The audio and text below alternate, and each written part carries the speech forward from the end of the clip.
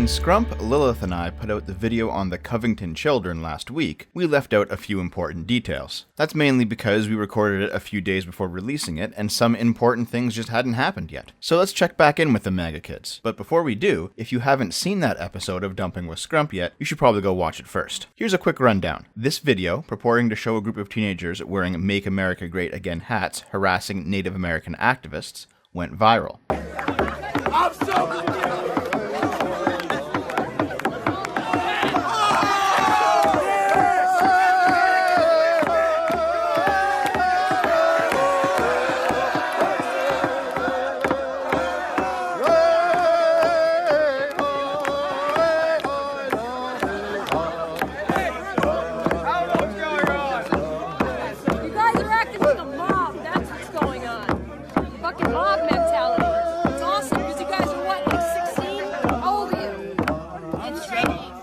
Yeah, that didn't really look like harassment. That looked like the native man, Nathan Phillips, beating on his drum and chanting while the main kid in the frame stood there with an awkward, bewildered smile, as awkward, bewildered teenage boys sometimes do. But nonetheless, everybody and their mother jumped down the throats of these kids, calling them the usual grab basket of radical lefty slurs. However, when the full video came out, showing the Native American protesters approaching the MAGA kids unprovoked, along with a third group, the Black Israelites, off to the side shouting homophobic, racist comments themselves, start worshiping the true and living power, which his name is Yahweh. That's who's the most high God. That's right. Pompous bastards over there wearing Make America Great. That's right. Little Billy. Little corny ass Billy in there. Why are you not angry at them? And the MAGA kids actually objected to the Black Israelites' homophobia? Well, the whole story began to fall apart, because there wasn't really a story to begin with. Keep in mind that this is what we're talking about.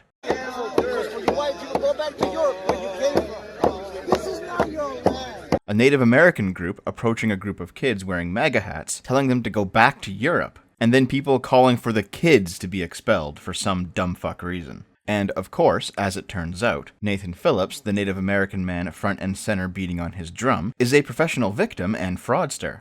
Apparently in 2015, Phillips was just walking around town when he bumped into a group of university students dressed up in traditional native garb. Apparently, they lobbed both racial slurs and beer cans at him. Phillips called the police, but by the time the police arrived, the party had dispersed and all traces of it had been cleaned up. Phillips also claimed that the partying group called themselves the Hurons, a native word in use for the university's mascot that was changed 2 decades ago. In my opinion, it's pretty obvious what happened here. Phillips wanted the attention. A big part of the current narrative is that Phillips was a veteran. I'm a Vietnam vet. I served in the Marine Corps 72 to 76. I got discharged May 5th, 1976, I got honorable discharge, and one of the boxes in there, it shows if it was peacetime or what my box says is that I was in theater. And that the MAGA kids harassing a veteran due to his race showed the inherent hypocrisy in the MAGA position, that racial politics were more important than veteran status. However, due to a Freedom of Information Act request, Nathan Phillips' service record came out. He was in training between May and November of 1972, and he was on active duty from August 1974 to May 1976. He never went to Vietnam, he never deployed anywhere, and in fact, he went AWOL 3 times in 1975. He also appears to be a prison escapee as well, along with many public drunkenness charges against him. For those of you wondering about the initial, at some point he changed his last name from Richard Stannard to Phillips, presumably to try and ditch this baggage. Oh, and by the way, if you have a problem with any of this, or hell, if you even ask Phillips a question about it, it's obviously white supremacy. So the media claimed that we had an aggressive group of MAGA kids when they were actually the ones approached and harassed. The media claimed that Nathan Phillips is a war veteran of color with a rich history, when he's actually a drunk, a professional victim, and the recipient of stolen valor. And the media, along with pretty much the entirety of left-wing Twitter, jumped the gun and demanded the heads of these kids. I will just let these pictures flash by. You can pause this video to read them if you want. But they go after the kids, their families, the school. They talk about not wanting to dox the wrong people. No bad tactics, only bad targets. Celebrities amplified the manhunt with their considerable social media reach. People advocated for violence. It was a complete shit show. These are mobs of grown-ass adults working day and night to ruin the lives of a bunch of prep kids. This is the new norm.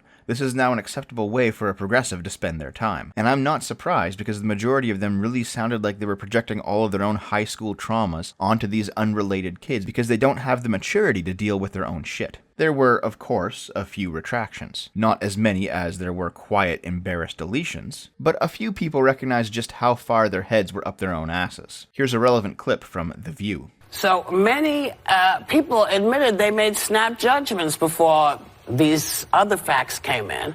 But is it that we just instantly say that's what it is based on what we see in that moment, and then have to walk stuff back when it turns out we're wrong? Why is that?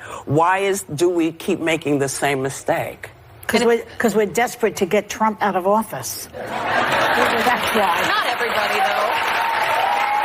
Yeah, the crowd laughed, because when it's a daytime talk show, the most you're ever going to get from an introspective moment is a giggle. But I do think that they're finally beginning to understand the nature of Trump derangement syndrome, that their own unending meltdowns and overreactions serve to cement Trump's position, not force him out of it. Of course, not everyone is able to look inside themselves like this. Hey, buy your book, American Tantrum? Is it named after what you're doing right now, buddy? But some people just did not want to let it go. They doubled down. When Nathan Phillips turned out to be a complete wad of used tissues, the more extremist element of the media, rather than profusely apologizing as they should have done, decided to keep digging in order to find anything they could on those damn mega kids and their hat and their smirk. A gay student who was barred by the Covington diocese from speaking at his 2018 graduation is not surprised by the Covington Catholic High School video. Nice headline, NBC News, but surely you must have recognized that it's not even the same goddamn school, right? Covington basketball players throw up the new Nazi sign during a basketball game, but surely you must know that's the universal gesture for a three-pointer, right? How conservative media transformed the Covington Catholic students from pariahs to heroes. Conservatives have realized they can construct a parallel reality and have it accepted. How the Covington Catholic boys were redeemed by the dark magic of crisis communications. Yes, we are at the point where facts,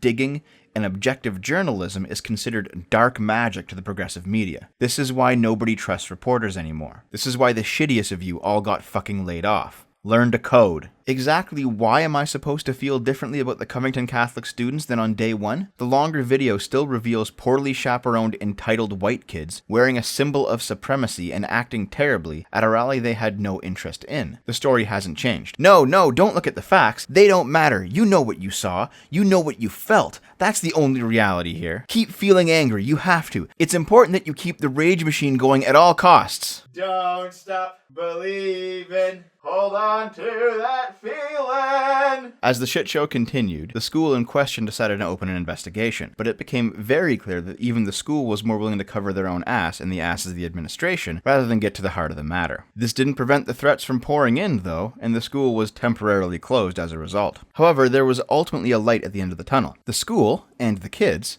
have decided to take legal action against the media for such a grotesque display of slander, and frankly, good on them. Like I said in my Learn to Code video, from the black kids torturing the white disabled kid, to Mattress Girl, to Han Asshole Solo, and to many other examples, the media has abused its position for too long. They need to feel the consequences of not only just false reporting, but supporting false reporting for ideological gain. The honest truth is, neither of these men in this picture did anything wrong. The First Amendment protects both of their speech. Nathan Phillips did have the right to approach the crowd, chant, and beat his drum. The mega kids had the right to stand their ground, smirk, laugh, and act bewildered. Neither of them ultimately did anything wrong. The only wrongful actor in this situation is the media, for revving up the outrage machine over it. The outrage machine is a useful tool for a censor. Outrage is, by its very nature, designed to silence dissent.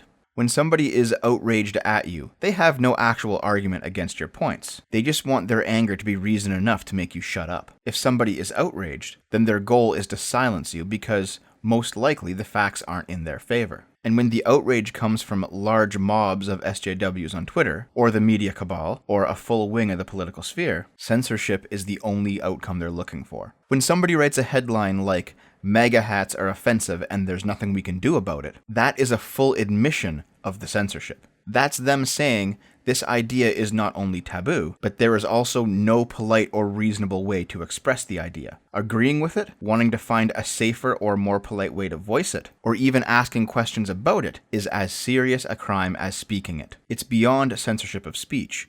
It's censorship of thought. I know quoting 1984 is a massive cliche, but this is the reason why I used the thumbnail I did for this video. To wear an improper expression on your face, to look incredulous when a victory was announced, for example, was itself a punishable offense. There was even a word for it in Newspeak. Face crime, it was called.